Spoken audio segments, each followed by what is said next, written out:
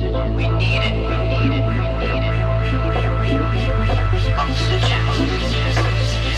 It's why we breathe it.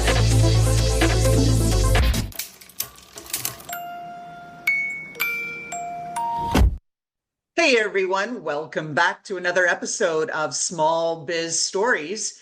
And as we do every week, I know you guys are getting tired of hearing it from me, but we bring you amazing guests. This week, no exception. Justin Abrams, he is the CEO of REO, but it's spelled like ARYO. Aryo Consulting Group, live from Boston, and he is going to get into a little game of myth busting when it comes to lead generation. Hello, Justin. Hi, how are you? I'm so glad you're on the show. And for those of you that don't know the name, Justin has worked with hundreds, as in approaching 400 small businesses, not to mention a lot of the big top pharma brands, which we never get in trouble for saying brand names, so we avoid that. But some of the big ones that everyone knows, you know the logos, you know the names. And what he's done systematically is find a way for companies to grow and scale without being wholly dependent on ads and some of the traditional methods. So we're going to get into it. Justin, first, for those of the folks that are having the audio experience, we'd like to give them the visual. Who are you? What do you look like? What room are you sitting in? Give our folks a little context. Sure. It's probably best that people are not seeing the visual of my face, but yeah, I am Justin Abrams. I am based in right outside of Boston. I am in my home in right outside of Boston in Newton. And yeah, just a little bit about us is I run a consulting firm. It's really focused on helping, I would say, small to medium-sized businesses of many different industries. I can talk about just about anything on that subject. Well, which is good. And for the visual here, I'm sitting in a mottled gray camel black t-shirt in a room with a teal wall and a really funky sculpture that comes right off the wall, and it's my power lightning bolt. So, all right. So with that, Justin, what are you really good at? You, not just so much the business and what you do. What are you really good at? Yeah, I think two parts. Number one, I'm really good at being extremely unbiased in trying to find the right solution for a business. And within that, I'm really good at thinking as an entrepreneur, because most businesses are trying to sell you something, and they don't really have that long-term goal. So I would say I have the unbiased way of kind of guiding you in the right direction and actually caring for your longevity. And I like this. I think that the world needs more of this, and unbiased, unfiltered, because everybody, as you said, has their agenda. Buy my thing. Click here for only 99.99. You can get the secrets to right to unlimited lead generation. And I think we've all had just about enough of that. Definitely. And if you think about this from the medical perspective, it's very common to go to a primary care physician. They're not necessarily the experts on whatever, ailment you might have, but you have no problem going to someone to then refer you to someone else based off of their unbiased opinions. But for whatever reason in business, people just skip that step and just say, "Oh, I have pre-diagnosed myself." And like everyone has been on WebMD, like it is going to tell you you have the worst ailment in the world, when in reality, like it's probably best to just go to a specialist to then refer you to the right person. Well, that's just it. I think that brings up a really good point. Just about everybody I know uses Gen AI in some format. Everybody has their favorites. They like Gemini, Claude, ChatGPT, blah, blah, right? Pick your favorite. Do you think businesses are too heavily reliant on what Gen AI is telling them what to do with respect to leads and growth? Oh yeah, absolutely. I mean, I think it was similar to before, and they're also, it's not just generative AI, it's also YouTubers, content creators. Pretty much everyone on the internet is planning to sell you something. And I have, gone down the rabbit hole in every single one of them. I can tell you which ones work. and which ones don't work, but primarily um, every single person is trying to sell you something. And so, I mean, I can't find an example. So it's really just good to understand like what's the pros and cons of each. It's not that none of them work. It's just that you need to compare it to industry experience and past case studies that are actually provable. And it's far better to work with someone who's seen it actually physically implemented versus just taking a salesperson's, this is great, right? Everyone says sales will sell you, and then the operations, they just hand it off. That's right. Or I've heard where I thought you were going is that sales will sell you and operations will kick you to the curb or keep you coming back, right? It's all of that whole devil in the details and the implementation. Do you agree? Absolutely. Yeah. The salesperson always is going to overpromise. And we all know the saying, right? Under promise, over deliver, but people get it wrong, right? What is it? Over promise, and not deliver, right? Is that the plan? Because it really seems that way, having purchased many, many things myself. Oh, I'll try this. I'll try this method, try this. Hundreds, thousands later, and you're like, no, not so much. It didn't work. Gave it a really good Girl Scout try, but it did nothing. So we like to give a tip up front. Justin, what's your best tip up front for small to mid-sized businesses right now who are thinking about lead generation? What should they do or not do? Yeah, the first thing I would do is just try to understand where your marketing is being spent and where your new customers are coming from. I would say the majority of the people that we're working with, if they are running marketing, are running it basically 50-50 Google and Meta. And while that is okay, and I'm not opposed to that, those costs, like we're living in this kind of post-tariff world. Everyone's freaking out over their tariffs going up, 30, 20%, 50%. However, Meta and Google's costs have gone up by 4x. So no one is talking about that, not nearly in the same way that they're thinking about tariffs. And yet, marketing spend is, it's if it's going up 4x, the average company spending 5% of their revenue on marketing. Well, now it's turning to 20%. Like that doesn't logically make any sense. And so I would just say, take a look at your historical spending on your ad campaigns and then kind of reshuffle it and see like, is this actually going to sustain itself? Because Meta and Google are not going to be dropping their prices anytime soon. Let's get into that because I'm glad that you've made that observation and stated that. I've seen it too. Over the last 2 years, I have seen a meteoric increase in the price of Google ads, Facebook ads, and posts. And yet I'm seeing the ROI going down and down and down. Fewer clicks, more ad blockers, more scrolling past. And I've done the A/B testing, good ads, great ads, crappy ads, done some of those too. And it can't be that none of them are hitting despite all of the money going in, all the keyword research, this, that, done by the professionals. So I think there is a bigger trend going on, and I'm not sure that advertising is, well, I'm not sure the juice is worth the squeeze unless you're in that mega thousands of dollars per month. What are your thoughts on that? Yeah, I agree. I also think that most businesses are a bit stuck in that they have to, there's no real alternative. Um, for years it was Facebook, or for years it was Google, and then it turned into Facebook, and then it turned into Instagram, and then it now is kind of moving towards TikTok. But the major trend with that is just the age demographic. And so it's kind of like a greater fool's theory. Like there will always be younger people who will make decisions that are maybe not as based in rationality, but what is the next thing beyond TikTok? Or like, is your product really going to be great to sell on TikTok? Maybe if it's like clothing or D2C, kind of food products, but not necessarily is that the case with TikTok. And so that's kind of the theory that I have is like, you really need to think beyond those.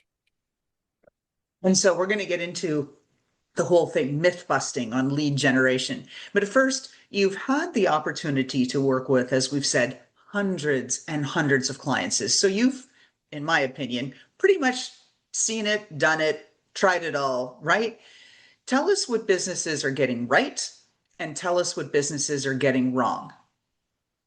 Yeah, so I would say it really isn't necessarily, it's oftentimes about the industry as well, and certain features that we're seeing, I would say is a lot of the really smart people that were in tech are getting laid off, or maybe they're getting furloughed, or maybe they're dealing with that.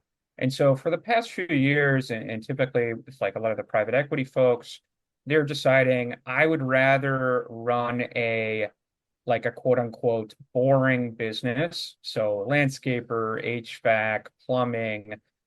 They are less worried about AI because you can't have an AI tool fix your plumbing, at least in 2025. And it's pretty much recession proof. Like people still need to get plumbing done, HVAC, landscaping, etc. So what I would say is that the people that are doing it right are the people that understand kind of the combination of the digital space and the physical space.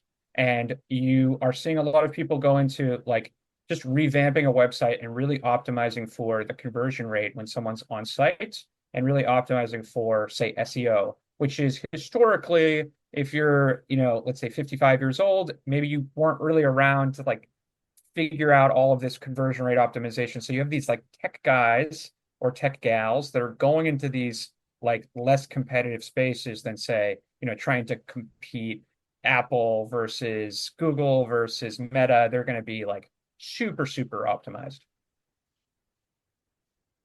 Gotcha. So any thoughts on where the first place a business should look? Like you said, so okay, talked about marketing. Where's their marketing spend? Where's it working? Are there certain rules of thumb that they should follow if you're not getting X percent or fold ROI? If you're investing in Instagram ads or boosting or this or that, that you should or should not continue the practice? Any guidelines? Yeah, so I have noticed a lot of people use this 3 to 1 return on investment. Like three, if you're spending 5% of your marketing, you should be making 3x return on investment. All right, this is taken from software businesses years and years ago, and it's just kind of stayed over and over. People just like keep repeating it. The problem with that is that software is an 80% margin business. Blue collar service businesses are closer to like 50% margin businesses, and the payout isn't necessarily on a monthly recurring basis, right? If a plumber comes and you're running an ad on Google and it costs you $50 a lead and you make a sale for, let's say, $150 at a 50% margin, and the guy has to go out and fix it, like you're maybe making 2x return on investment, which is okay, but does that scale up? Is that the cash flow that you're needed for your growth, or are there alternatives? So, I would just say it really depends on your margins, but I would try and go closer to, instead of like an LTV over acquisition cost, try to think of like how quickly do I get paid and what's the profit on this? And can I at least get like a 2 to 3x return on investment upfront? You talked about LTV, and I'm sure folks in the audience know, but that's long-term value of the customer or lifetime value. I've heard it used both ways, but it means the same thing, right? If you get the customer once and they come in, how much money are they going to spend with you over time? That's really what Exactly. that is. So one of the really exciting reasons why I wanted to have you on the show is because you've got all this experience. Like I said, you have talked to just about every business here in and around the country, small to mid-size and super-sized. Let's get into the myth busting. You said there's a lot of things that people think about lead generation, but you're here to bust the myths. So bust away, Justin. Let's bust a few. Go for it. Any particular industry, anything you want to ask specific? I'm happy to give you any myth busting. Okay, so we have a lot of folks who are listening in the beauty and retail space. A lot of them have moved over to TikTok Shop to sell their beauty and retail products, style, accessories, all this kind of thing there. So, and TikTok, of course, has it make it affordable, make it simple, click and be able to buy. So, any myths that you can bust there with respect to TikTok shop and advertising to promote your fashion and beauty goods? Yeah, so I would try out so the biggest problem with TikTok is you get like a lot of it's just constant, it's just algorithm, algorithm, algorithm. So a lot of times what we're doing is we're testing out instead of paying for like, 10 or 15 different ad creatives, we're just sending out a really, really low cost briefs to 10 to 20 different influencers. We don't want to make a ton of money. Like we don't want to necessarily push these people to be making. This isn't like Kim Kardashian is ultimately doing it, but we're just trying to get creativity. Once we find the right script, which we, by the way, we won't necessarily know, we can run really low cost ads for each of those, let's say 10 to 15 to 20 different creatives. And then like I really like running like micro campaigns. So each of these we run at $10 a day. We'll know within a few days like which has the best hook, which has the best personality. And then you can really, it no longer is like A to B testing, it's like A to Z testing. You're testing a massive amount of creatives, scripts, influencers, strategies, whatever they want, let them go at it. And obviously, if they get picked, then it's like winner take all. Um, and so I think it's a really powerful way to grow on TikTok. And the beautiful thing about TikTok is like their algorithm is still really well geared towards people in that like space of beauty and fashion and get readies with me. So there might not be necessarily one that's the best performing, and it might perform differently on different subgroups. But you just have to be constantly testing. And I know that's not like easy to do, but that's what I find works best on TikTok. Okay, great to know. So you just busted the myth, and I think a few heads have just exploded. I could hear them right through the screen here. That people are thinking, "Oh, A/B testing, that's already too much. Too many, two choices. Are you kidding me?" Now you're saying A to Z, right? So 26 choices or more. And so I think that just blew some minds there. Okay, another myth busting on lead generation.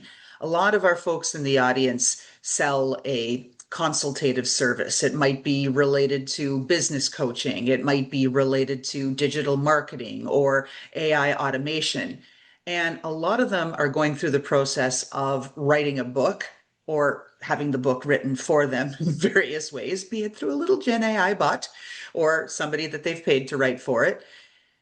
And they're advertising on LinkedIn because LinkedIn costs have come down to compete with all these other, behemoths that are out there posting opportunities for ads. So the question is, what should these folks that are flogging their book to try to bring more consultative sales in? What should they be looking at with ads doing or not doing? Yeah, so I think the majority of these folks are running a standard sales funnel. So they're using, maybe they're putting out their content on LinkedIn and their call to action is, let's say, the book. And I don't know, the book could be $10, it could be $50. And then they're basically hoping that they can run an email marketing campaign to get these people to then buy the high ticket products, right? It's a very standard way for running a business. The problem is that it trickles down. So it starts at the top and then it goes down. What I like to do is instead run a flywheel strategy. So instead of it going down, it goes circular. So you can run your Instagram or LinkedIn posts, and I would just boost them. They're relatively cheap compared to like just running, direct call to action ads. And then I would send them instead to an email marketing newsletter. So you could write, let's just say you're writing it on AI automation. You maybe come out with something once a week. And you can use either Substack or Beehive. There's a million tools. But now you have like two channels which are basically quote unquote free. However, the difference is running it on LinkedIn, you have to pay money for. Running it on, let's say, Beehive, you can actually get ad money from. So you're essentially breaking even on the ads that you're running just on the newsletter itself. And now you have a kind of circular loop, which you can then add to your funnel So then you sell them on the book, but you instead of selling it for $10, you might be able to sell it for $20 or $10 plus a consultation fee, because you're a paid subscriber, you're paid or unpaid newsletter subscriber.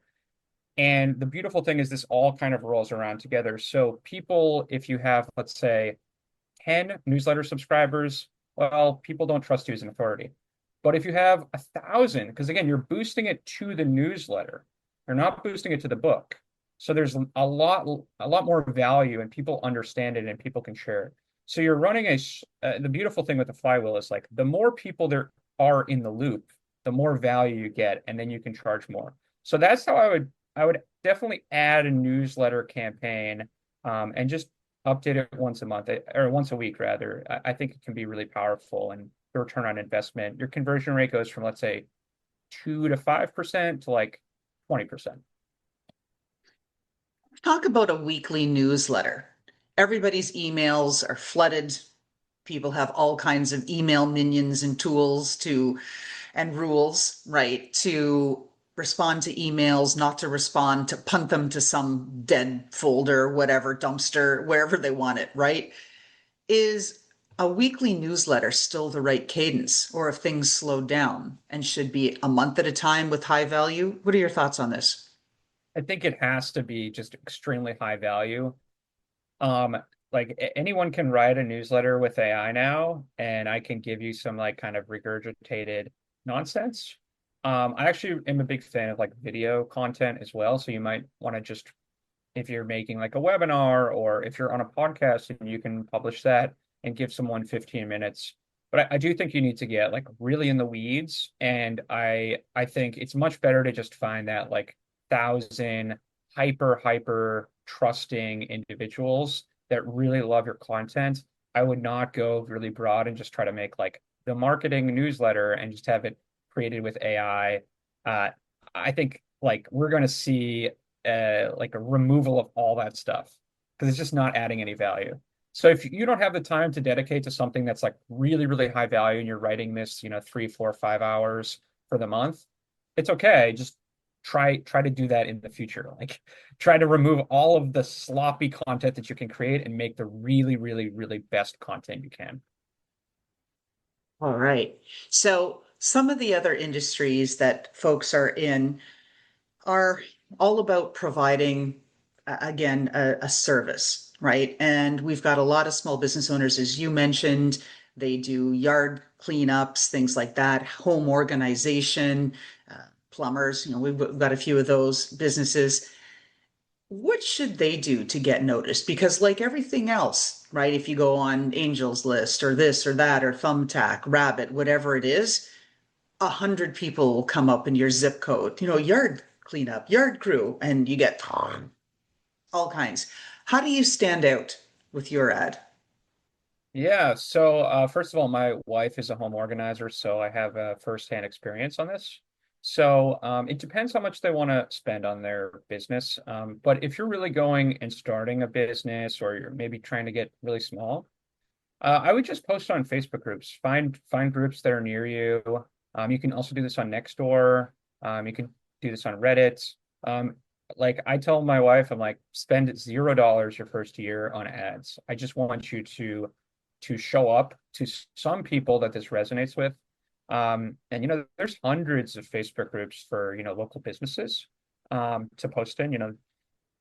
The Facebook group of Greater Boston, right? Facebook group of Minnesota. Like just post, and you might not pick up $500,000 a year, but you'd be surprised. Like you might be able to get, and my wife, for example, she's pulling in maybe 5 to 7 new clients a month. Of course, you have to aggressively post, but again, there's no cost to this. So once you're able to do that, then it starts to get more fun. So I would definitely focus on getting as many reviews as possible and slowly improving your SEO. For example, my wife's business, to be the number one organizer in a home organizer in the area, I think she only has to get like 15 reviews or something. Like it's not that competitive. If this is lawyers in Manhattan, then that's going to be way harder. Or landscaping in Florida, like that's a super hard market. But just slowly but surely try to be the best in your really small area and then slowly expanding that radius. So it might be really hard to be the number one lawyer in Dallas, Texas, but maybe in a small neighborhood of Dallas, you might be able to be number one. So then you have your Facebook groups and you have SEO working, and then only then uh, can you start running ads. I want to talk about Google reviews because everybody knows that you need them, but everybody knows how hard they are to get. And I have a number of businesses in my client base and folks that I've spoken to at various events. They've only got a handful of reviews. And they've been in business for a few years, but they're really struggling to get more reviews. A, they're shy to ask for them. B, they do ask for them, but clients are just like, maybe tomorrow, maybe not. And then tomorrow never comes, right? So they don't ever get the review. And you don't want to keep hounding the client to say, hey, I need that review. What do people do to get more? Bust some myths around that. Yeah, all right. This is a real myth. Okay, this is kind of some inside sauce, actually. So I've worked with two companies that have beyond, like way, way beyond anyone in their area. In fact, one of them is a car wash, which I don't know, last time you reviewed your car wash, it's not very common. They have, I think, like 10,000 reviews, or it's like something Nice. astronomical. They're adding, 10 to 15 reviews a day. So how do they do it? Okay, so they tell people we are always going to ask for reviews. However, if Justin, who is washing your car today, is mentioned on the review, we will give him a $5 tip. So now it changes the onus of, I don't want to give someone I don't want to give someone a review because it's a pain in the ass. Now it's, oh, well, when am I not going to help this guy out? A lot of these are immigrants, so there's a really like it's really works well, and they are just crushing it. And all of their reviews are, hey, Laura Lynn was so great, she helped me out, 10 out of 10. It's amazing. Well, that is brilliant. I love it. And I could see the potential there. One of my clients is a nonprofit that supports returning citizens. And for people that don't know the term, in New Jersey, the terms ex-convict, incarcerated, formerly incarcerated, these are all banned names now. You have to Hmm. use the term returning citizen. So our government is really focused on naturalizing people that have come out of the carceral system and getting them back and plugged into society to thrive, right? They've done their time, they've been released because they feel that they're going to contribute, right, to society now. So I want to pass that tip along because I think that that could really help if everybody's getting a little bit extra that goes into it. Why not, right? We all want to do good. And if our do good effort doesn't hit our pocketbook, it just hits our time, which is big. I get that. But it just, you said, it just changes the mindset. And well, now I'm not just giving that stupid company a review, that stupid car wash. I'm helping a guy out. That's huge. Exactly. Exactly. If you think about, and I have businesses that are struggling as well, but like maybe there's no, like I have a bookkeeper, right? It's very hard. I mean, there's no value that I'm able to tip the bookkeeper. It's like just one person and maybe one other person. So instead, we say for every review you get, we'll donate to a charity, like a homeless shelter or a food pantry or something. So I'm not allowed to pay you for reviews, but again, like you just want to be able to like make it so that it's almost rude to not give it out. It's like you're not going to help donate to this, local charity if you just give us 2 minutes of your time. Right. Shame on you. Tisk tisk. And for those that Yep. didn't have the video experience, I was doing the tisk tisk motion. But that's just it. What you've touched on there reminds me of Alex Hormozzi's $100 million deal, right? You have to make them an offer that they can't refuse, right? A la Godfather.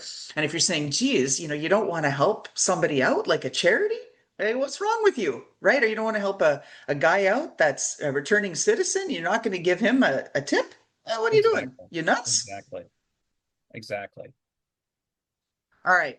As we're winding down our show here, give us another big tip or aha that you've had in your journey of entrepreneurship. My personal journey or just in general? You answer it any way you want.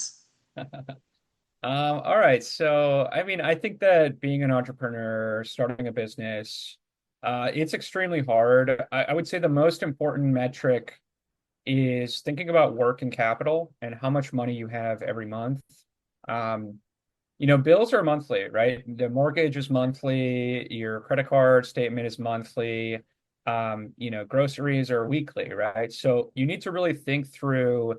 It's easy to look at a business and just say, oh, it's making 20% margins, so I will make this much money for the year.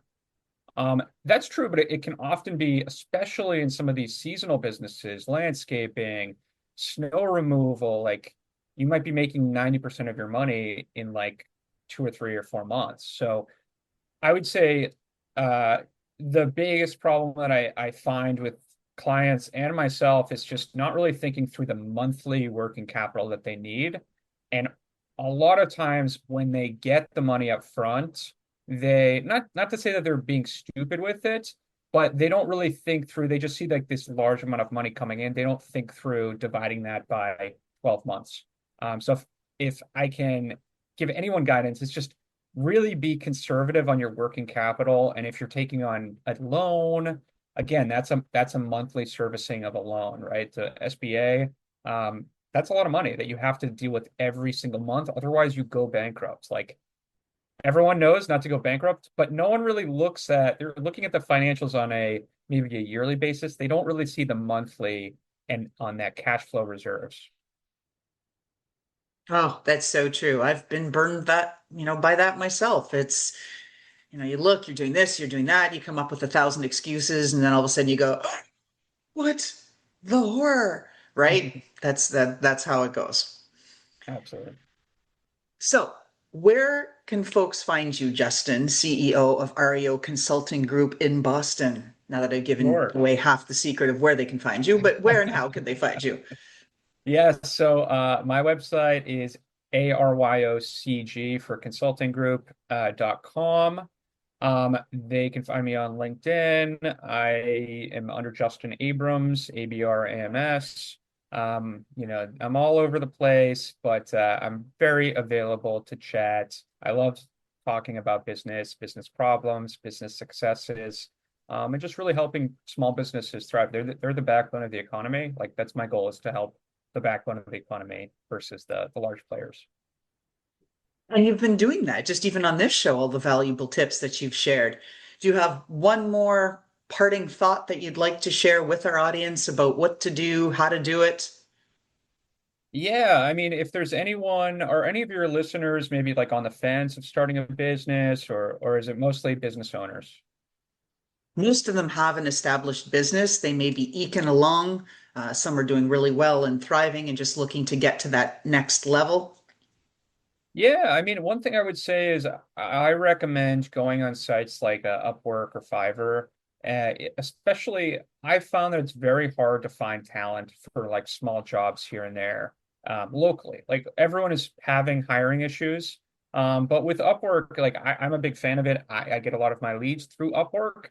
But you can either set it up as a business owner so that you're hiring people for short-term projects, like literally anything you can imagine. There's someone who is an absolute expert at this, and they're charging, minuscule amounts of money.